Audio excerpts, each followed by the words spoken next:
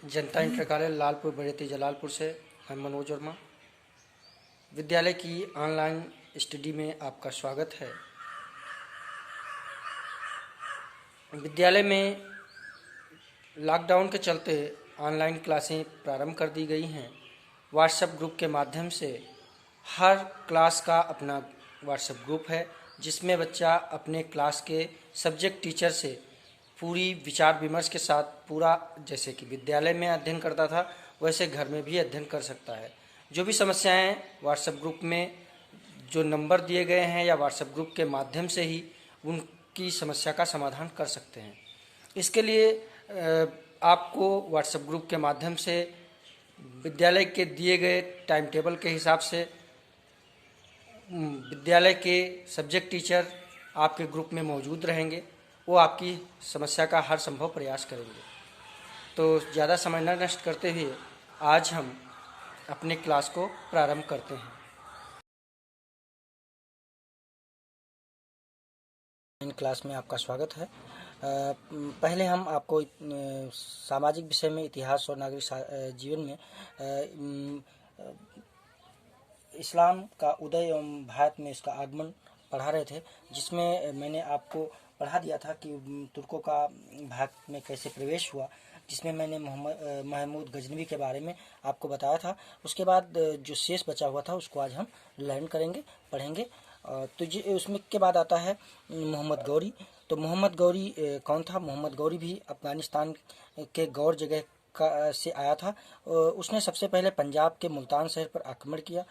मुल्तान को हथिया लिया और राजस्थान के रास्ते यानी रेगिस्तान होते हुए गुजरात की तरफ बढ़ा। किधर बढ़ा? गुजरात की तरफ बढ़ा। और वहाँ गुजरात का जो चालुक्य वंश का शासक जो था भीम, वो बहुत शक्तिशाली शासक था।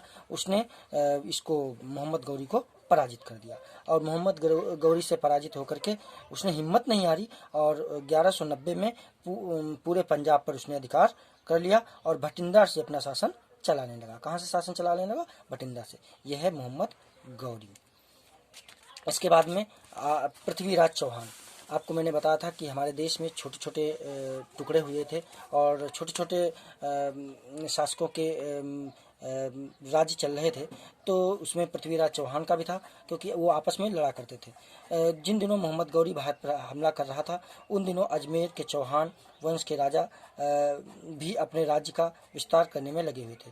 तुर्क राजाओं की तरह राजपूत भी आपस में लड़ा करते थे। चंदेल शासक पर जीत प्राप्त करने के लिए पृथ्वीराज चौहान जो था वो कन्नौज के गढ़वाल राजा जयचंद को से लड़ना चाहता था, किंतु वह शक्तिशाली था।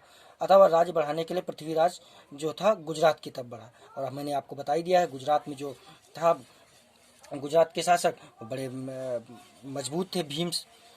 तो उसने भीम के साथ लड़ाई लड़ी और भीम से हार गया। आपको पता होना चाहिए कि भीम शक्तिशाली था।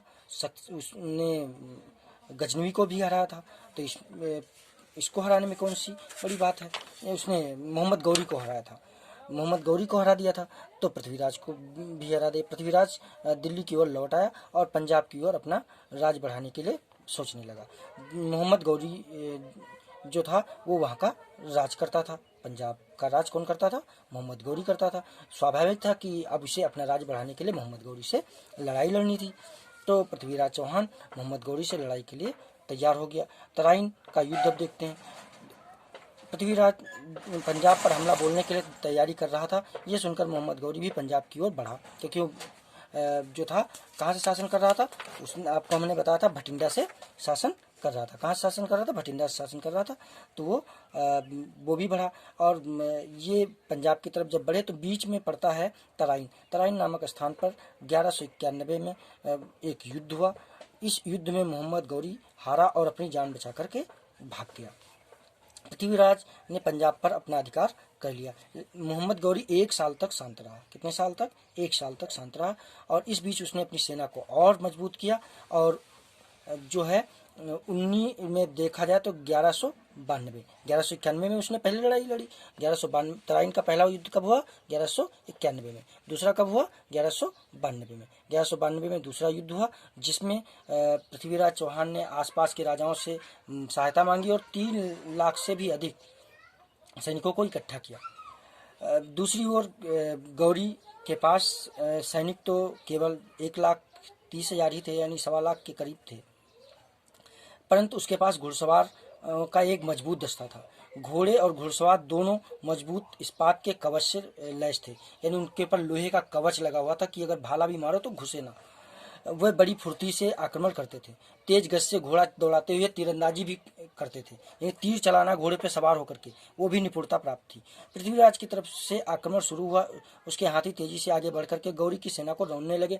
तभी गौरी ने अपने घुड़सवारों को आगे बढ़ाया और पृथ्वीराज की सेना को 3 तरफ से घेर लिया। कितनी तरफ से घेर लिया? 3 तरफ से घेर लिया। जब हाथियों पर घोड़े पर सवार सैनिकों ने तीरों से हमला बोल दिया, जब तीरों से हमला बोल दिया तो हाथी आगे तो बढ़ नहीं सकते थे और 3 तरफ से तो दाएं बाएं भी नहीं भाग सकते थे, तो हाथियों को पीछे मुड़ना पड़ा। किधर को मुड़ना पड़ा? पीछे मुड़ना पड़ा। पीछे पृथ्वीराज चौहान की सेना थी और ये सेना इसमें और पीछे से इन्होंने 3 तरफ से घेर ही रखा था, तो सेना चारों तरफ से घिर गई और इसमें पृथ्वीराज चौहान की हार हो गई और मोहम्मद गौरी जो है विजयी हुआ।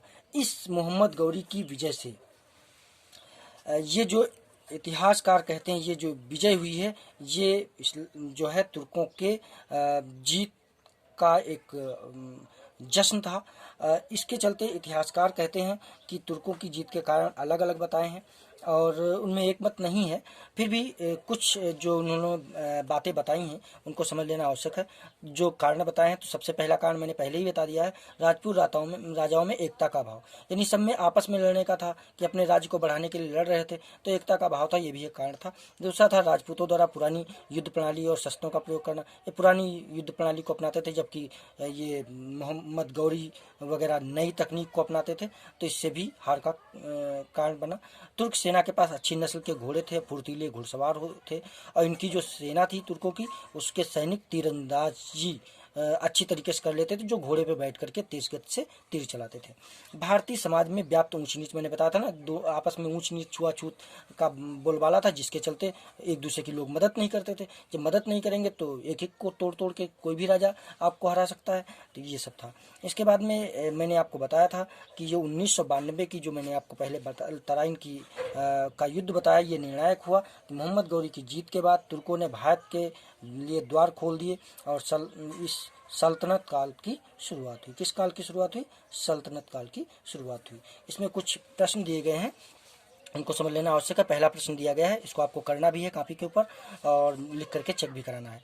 पहला है, इस्लाम धर्म के संस्थापक या पैगंबर के बारे में आप क्या जानते हैं? तो पहले दिन आपको हम बता ही चुके हैं, इस्लाम धर्म के संस्थापक हज़रत मोहम्मद साहब थे। ये पैगंबर के बारे में क्या जानते हैं? तो पैगंबर ये है जो खुदा का यानी अल्लाह का पैगाम लेकर आने वाला होता है, उसे पैगंबर कहते हैं। तो ये कौन थे? हज़रत मोहम्मद साहब थे। तो पहला प्रश्न हो गया। दूसरा प्रश्न है, महमूद गजनवी और मोहम्मद गौरी के भारत पर आक्रमण के उद्देश्य क्या थे, यानी भारत पर आक्रमण करने का उद्देश्य क्या था? तो आपको गजनवी के बारे में पता ही है, मोहम्मद गौरी के बारे में पता है कि इन लोगों ने लूट मार करने के लिए, यानी भारत की संपत्ति लूटने के लिए भारत पर आक्रमण किया करते थे।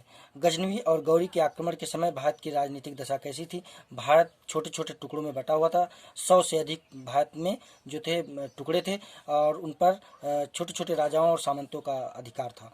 ठीक है। अगला है, राजपूतों पर तुर्कों की विजय का क्या परिणाम निकला?